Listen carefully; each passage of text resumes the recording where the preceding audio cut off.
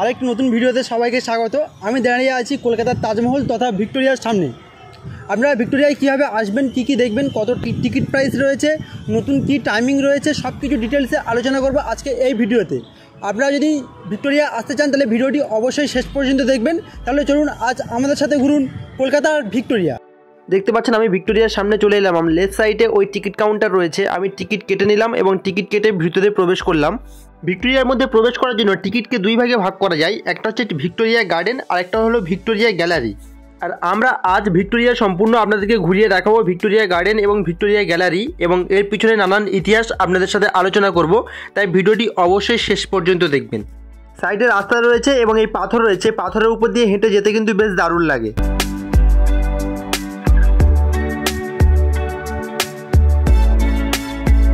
এই যে সাদা পাথরের মোড়া ভিক্টোরিয়া দেখছেন, এটা কিন্তু এক সময় সম্পূর্ণ কালো রং করে দেওয়া হয়েছিল। তার কারণটা যদি আপনাদের জানা থাকে অবশ্যই কমেন্ট করে জানান, পরবর্তীতে আমি আপনাদেরকে বলছি। এই পাথরগুলো কিন্তু শুধু রাজস্থান থেকে আনা হয়েছিল।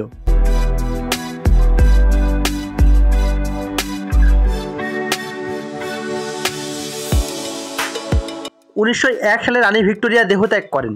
সেই সময় ঠিক করা হয় রানী ভিক্টোরিয়ার স্মৃতিসৌধ হিসাবে একটা স্থাপত্য তৈরি করা হবে। সেই হিসাবে কাজ শুরু হয় 1906 সালে। অবশেষে 2021 সালে জনসাধারণের জন্য এই ভিক্টোরিয়া খুলে দেওয়া হয়। যখন দ্বিতীয় বিশ্বযুদ্ধ চলছিল তখন কলকাতার এইসব স্থানে শত্রুদের আক্রমণের আশঙ্কা অনেক বেশি ছিল।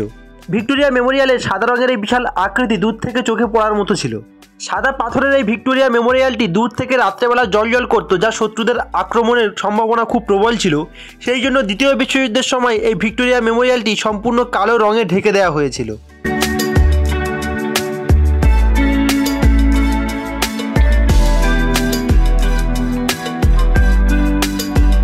আমরা ভিক্টোরিয়ার 2 নম্বর গেট দিয়ে প্রবেশ করেছি এবং 1 নম্বরের গেটের দিয়ে আমরা ভিক্টোরিয়ার মধ্যে প্রবেশ করব। এখানে একটা ইনফরমেশন দিয়ে রাখি, এখানে যে দেখতে পাচ্ছেন চেয়ার রয়েছে, এখানে সন্ধ্যাবেলা করে প্রত্যেক দিন এখন লাইট অ্যান্ড সাউন্ডের একটা শো হয় সন্ধ্যা 6:30টার দিক থেকে। আপনারা সন্ধ্যাবেলা এলে সেই শো দেখতে পারেন। সামনে দেখতে পাচ্ছেন ভিক্টোরিয়ার মধ্যে একটা লেক রয়েছে আর লেকের ওপারে রয়েছে দ্য 42 বিল্ডিং। আর এদিকে বাগান রয়েছে, এদিকে আপনারা বন্ধু অথবা পরিবারের সঙ্গে বসে সময় অতিবাহিত করতে পারেন। আর বলে রাখি ভিক্টোরিয়ার মধ্যে কিন্তু বাইরের খাবার অ্যালাও আছে, আপনারা বাড়ি থেকে খাবার এনে ভিতরে বসে খেতেও পারেন। আমরা এখন ভিক্টোরিয়া হলের মধ্যে প্রবেশ করব আর ভিতরে যা কিছু রয়েছে সব কিছু আপনাদের সাথে শেয়ার করব।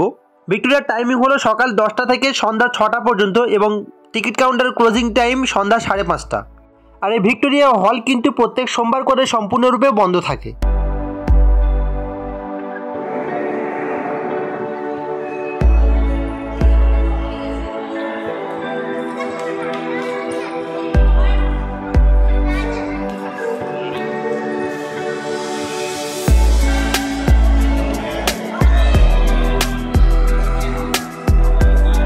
আমরা এখন ভিক্টোরিয়ার মধ্যে প্রবেশ করলাম আর সামনে দেখতে পাচ্ছেন রানী ভিক্টোরিয়ার একটি মূর্তিও রয়েছে।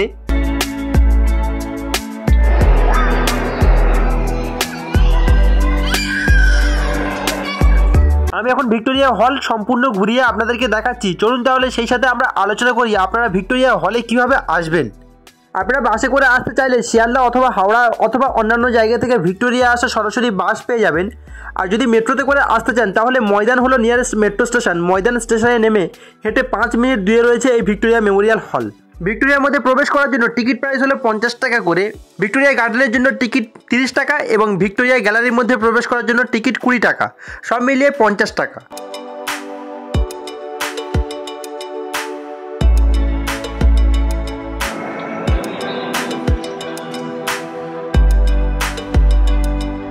চলুন এখন আমরা ভিক্টোরিয়া হলের নেক্সট ফ্লোরে যাব আর পরবর্তী ফ্লোরের ভারতীয় স্বাধীনতা সংগ্রাম ও সংগ্রামীদের বিভিন্ন তথ্য মিউজিয়াম ও গ্যালারি আকারে সজ্জিত রয়েছে।